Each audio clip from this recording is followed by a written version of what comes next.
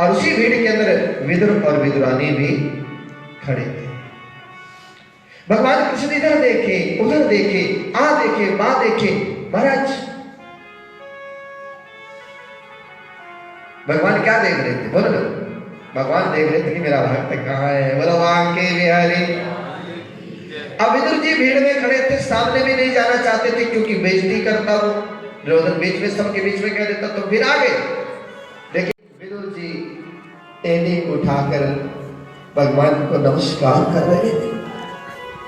जब ही एड़ी उठाकर भगवान का नमस्कार किया, गोविंद की नजरें मिली, भगवान की नजरें मिली अपने भक्त पर। भगवान ने एक दूसरे को देखा।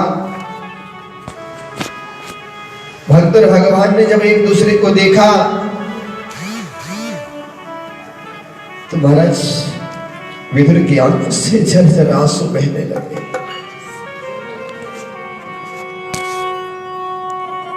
विदुर की आंखों से अश्रु बहने लगे। कन्हैया ने दूर से इशारा किया, मैं आ गया हूं, मैं अपने भक्तों से दूर नहीं हूं, मैं अपने भक्तों से कभी दूर नहीं हो सकता। जो मेरे भक्त का अपमान करे उसको सजा जरूर मिलेगी। भगवान कृष्ण बातों ही बातों में इशारा कर दिया।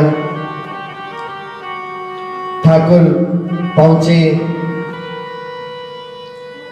सभा में जाकर बैठ गए। बड़ा सुंदर आसन सजाया है गोविंद के लिए। जलपान की व्यवस्था की गई, बात होने लगी। बात करते करते पांडव के कार्य के लिए भगवान आए थे। कहने लगे, दुर्योधन ये पांडव आपके क्या लगते हैं?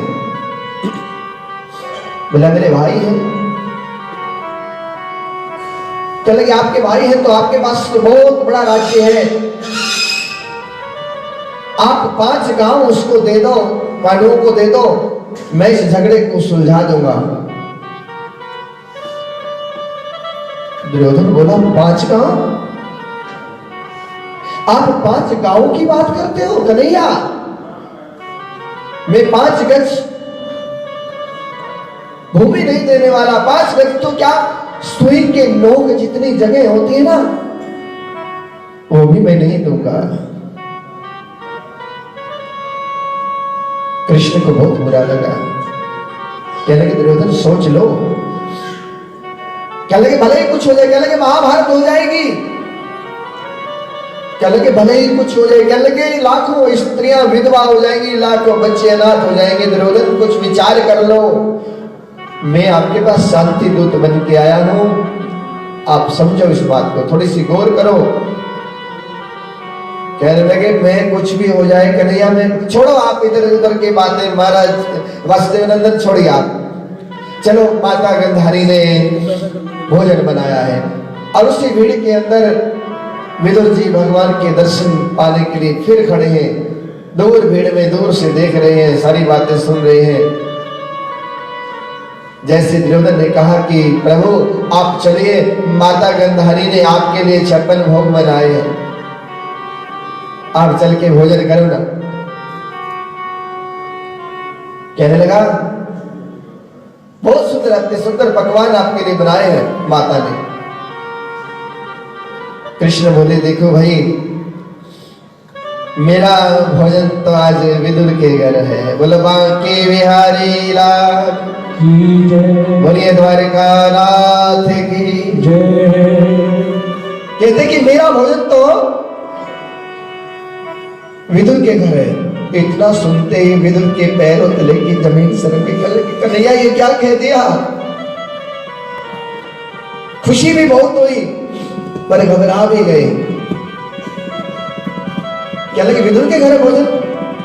हाँ, उन्होंने मुझे निमंत्रण दिया था, उनका पत्र आया था कि आप जब भी हस्तिनापुर में आए तो भोजन आप मेरे यहाँ करना।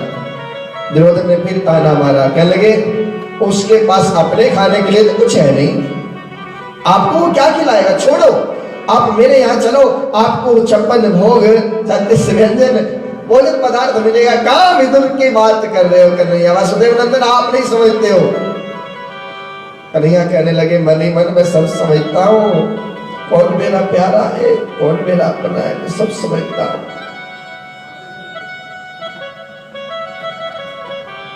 उधर विदुर जी दौड़े, बाजार गए, जो कुछ उनसे बन पड़ा, पेड़े इत्यादि सब सामान जो लेना था थोड़ा बहुत लिया। भाई कोई छोटी हस्ती तो आ नहीं रही, द्वारकानाथ मेरे घर आ रहे हैं। जितना बड़ा मेहमान होता है उतनी बड़ी सेवा भी करनी पड़ती है सज्जनों। दुर्योधन के बीवे त्याग कर भगवान कृष्ण विदुर के कुटिया की तरफ चल पड़ते हैं। विदुर अभी भागा, बाजार में थे, भगवान पहुंच गए उसके घर। जाकर पर्ण कुटी की आवाज लगाई, चचा विदुर जी घर पे हो? घर पे विदुरानी थी। आकर झट से दरवाजा खोला, उस प्यारे से सूरत को, मूरत को निहारती रह गई, हक्की बक्की हो गई, अंदर लेकर गई। आओ आओ आओ कन्हैया आओ। बैठने के लिए अब जगह ना मिल रही, कभी चौकी यहाँ लगाए, कभी चौकी वहां लगाए, कभी कहीं लगाए। महाराज जब घर में, छोटे घर में कोई बड़ा मेहमान आता है ना, सच में बैठने के लिए जगह नहीं मिलती है। बावले हो जाते हैं, इसको बिठाऊं तो कहां बिठाऊं।